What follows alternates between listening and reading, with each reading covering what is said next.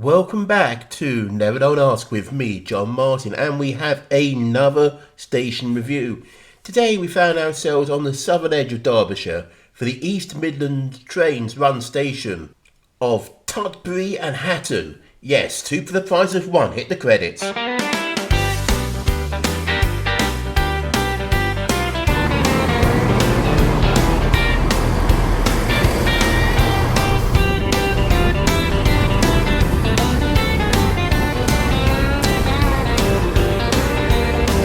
The station sits on both sides of the A511.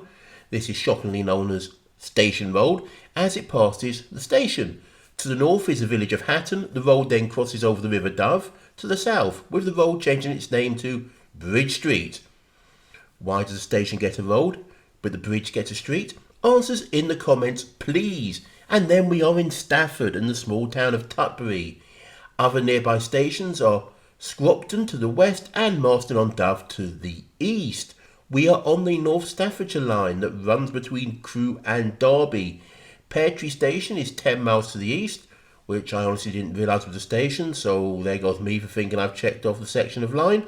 And Uttoxeter is 7 3/4 miles to the west. The station first arrived in this quiet corner of Staffordshire and Derbyshire in the mid-19th century during the great expansion of the network. The original station, then simply known as Tutbury, was opened on the 11th of September 1848 by the North Staffordshire Railway. This company, often nicknamed the Notty, was responsible for the building and operating lines across Staffordshire and into neighbouring counties, linking industrial towns with rural communities. The line through Tutbury formed what is now the Crewe to Derby route, an important cross-country connection even in its early years. In its Victorian and Edwardian heyday, the station served not just passengers but also local industry. The surrounding area, particularly Hatton, developed strong ties to dairy production, which later fed into industrial processing. By the early 20th century, notably from 1901 onwards, this was embodied by the establishment of what would become the Nestle factory nearby. The railway played a crucial logistical role here. The station handled milk traffic, and the factory even maintained its own private sidings, allowing trains to deliver raw milk directly for processing. However, like many rural stations, Tutbury fell victim to the sweeping changes of the 1960s. Following recommendations of the Beeching Cuts, government-backed programme aimed at reducing the financial losses of British Rail, the station was closed to passengers on the 7th of November 1966. This closure marked over the end of a century of continuous rail service to the village, and more than 2 decades the community was left without a station. Yet the story did not end here. By the 1980s, attitudes towards local railways began to shift.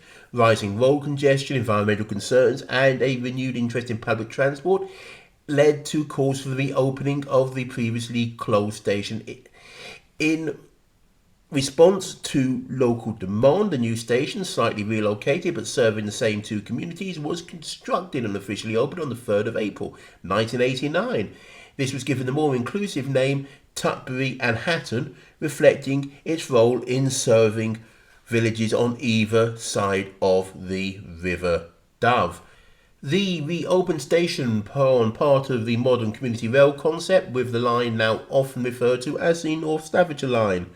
Over time, responsibility for the station passed through the post-privatisation structure of Britain's railways. Infrastructure ownership is held by Network Rail, while today's train services are operated by East Midlands Railway. There are 2 side platforms here. The Crewe-bound platform sits to the west of the road and is 93 metres long. The Derby-bound is to the east of the road and is also 93 metres long. The platforms are linked via a level crossing. The arrangement does allow trains to pass the level crossing and then sit in the station, so the road can then be opened up while the train is sitting at the platform. Marks for services. There are 2 out of 10. Yes, there is 1 train an hour in each direction on the East Midlands route between Lincoln Central and Crewe. Heading west, Derby is 13 minutes away, Nottingham is 46, Newark Castle is an hour and a half away, and Lincoln is just under 2 hours away, although note that trains on this route have long wait in Nottingham, and it reverses in Derby, so there's a wait there. And services that stop at little surf stations like Pear Tree are going to add to the time. Going west, your Toxeter is 10 minutes away, Stoke-on-Trent 25, and Crewe is just over an hour 5 away. From the 24-25 figures, we saw that the most popular destination was Derby, with 9,136 journeys, followed by Manchester Piccadilly, Nottingham, Stoke-on-Trent, and Uttoxeter. We had 89,778 entries and exits, which comes out of the daily average as 246 passengers per day. With 191 services per week, this gives us 9 passengers per service. Passenger numbers saw a big increase over the 23 to 24 numbers, and we are well above the pre-COVID figures. Marked for onward travel, 2 out of 5. The 401 bus runs from Burton to Uttoxeter every hour or so until the early evenings. The Villager bus runs from Derby through Etwell and Hilton and then on to Burton-on-Trent. This is every half hour. Marked for accessibility, 5 out of 10. Both platforms have level access from the road via ramps, and there are ramps for the train staff to deploy for wheelchairs. The station itself is unstaffed, but there are indicators and announcements. However, both are playing, let's say, silly buggers when I was waiting. They announced my train to Crewe was delayed, but the indicator said it was on time. Then the indicators flicked to delayed, then back on time, and a few minutes later found a 10-minute delay, which grew longer as I waited. If you have to cross the road to get to one of the platforms, be prepared to wait. It is very busy, although possibly this wasn't helped by 2 cars sandwiching a reliant mobbing just past the station. 2 modern cars fine, the Robin, fiberglass body, bleh. Everyone's safe. Because the crossing has to lower long before the train arrives, there is time to cross the road and get to the platforms if you're on the correct side of the barriers. But using the ticket machine, well, doubtful. Marked for station facilities, 1 out of 10. The platforms at this station are very narrow, and this causes the major issue with the station. There is no platform seating.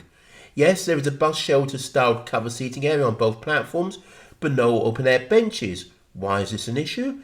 Because when the shelter is occupied by a large guy lying on the floor post-Sutton session, reciting his staccato version of the frog chorus, you have no available seating on the platform. I don't think any of the trains on this line I called were ever on time, and so some more waiting facilities would be nice.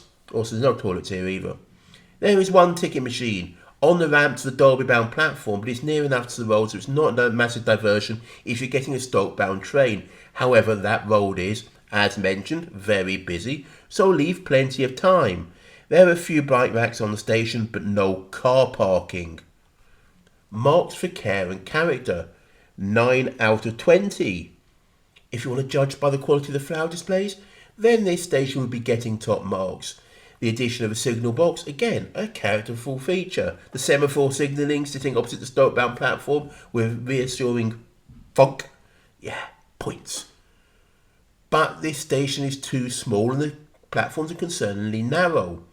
We're in the countryside, near a river, between 2 villages, overlooked by a castle. Aren't these the things I normally give marks for? Yep. But if you could see that standing on the Stoke-bound platform, great. But all you can see is the industrial estates and the giant Nestle factory looming high above the Derby-bound platform, and a constant stream of traffic running over the level crossing. Also, I include safety here, and with the one choice of seating on the Crewe-bound platform occupied by somebody I don't want to be in the vicinity of, I don't feel safe waiting here on my own, even in the daylight. Marks for nearby things, 7 out of 10. This is the marks that get this station up the ranks. First of all, the station has a very handy co-op right next to the station. This came as a relief as there wasn't any cheap food options available at the previous stations I was at. There's also a chippy and a pub on the Hatton side near the station. Heading south, there is Thursley Place Meadow, which is on the banks of the River Dove and looks really lovely. We pass a multicoloured bench, then over the bridge over the River Dove, and some great views over the fields.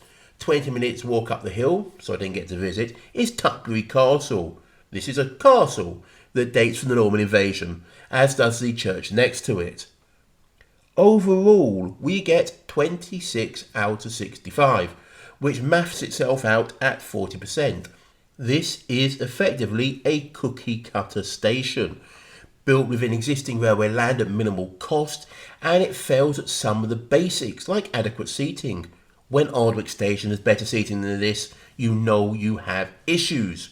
Comment, where's the worst seating on a station that you know of? The station's score here is saved by the nearby things. If you have a castle, a river, and convenience shopping, that brings in the big marks and gives this score some respectability. Also, throw in the comments, where do you think I'm going to review next? If you get this right, I'll pin the comment and give you a shout out. Thanks once again for watching this as I travel around the country. Please like, subscribe, and ring that bell to be notified of the next station review.